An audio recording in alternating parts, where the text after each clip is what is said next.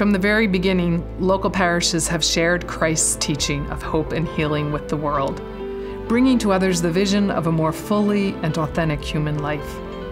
Immaculate Conception is just one example of how our Catholic parishes in local neighborhoods manifest Christ's kingdom of truth and life, justice, love, and peace in our world today. I came here in 1955. At that time, my sister and my brother-in-law were attending Immaculate Conception, and I came and I loved it. I've worked here for 50 years. I started off as a summer job for me, actually, with Monsignor Mundell. When we needed jobs for the summer, Monsignor Mundell was very willing to help us out. He was in the parish all the time, and making house calls, and this was part and parcel of just the way he did things. And when we would deliver baskets on Thanksgiving, he'd tell you who the people were that were going to receive them, how they would probably react, and he just knew everybody. Monsignor Mundell came here in 1964 to a part of Washington that was very, very much dilapidated with the flight to the suburbs after World War II. What Mundell did was then to gain the trust and the respect of the local community so much that in April of '68, when everything else around us was burning to the ground, the rioters had spray painted the words "soul power" on the church properties as an indicator, do not torch these buildings. I think that the church, the school, the rectory, the convent was spared because of the people that were here. They didn't want to see our priests or nuns at that time be hurt. This parish was saved because of Father Mundell, who was called the Shepherd of Shaw. And the reason I think that the people did not bother this church is simply because of Father Mundell, because he had a very good relationship with the community and the people here. He walked the neighborhood. They wouldn't let anyone bother him, although they were rioting and fires and everything, but they didn't touch our parish. No, that was not an easy time for a lot of people. Monsignor Mundell had the vision, with great courage and prophecy, to rebuild the parish with the construction of Immaculate Conception apartments for the poor, the disadvantaged, and those who were put out by all the turmoil of 1968.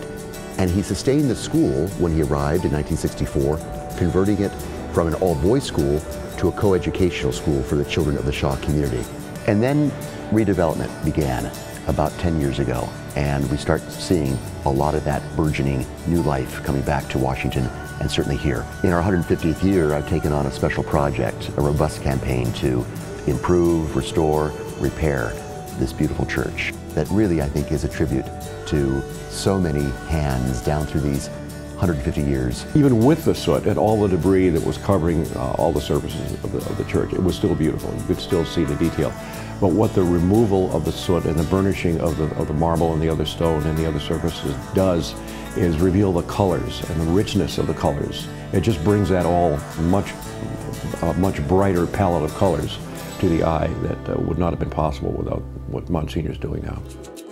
I think it's a beautiful place. Sometimes in the evening we come to Saturday Mass, and the sun is coming through the stained glass windows, and it's very quiet. It's just an absolute gorgeous place to be.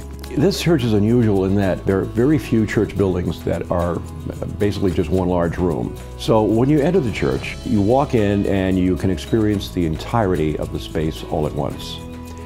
And you can sit back where Bill Brown does, under the choir loft way at the back, and the entire church is open to you. Or you can sit up front and observe the detail of the altar, the shell behind it.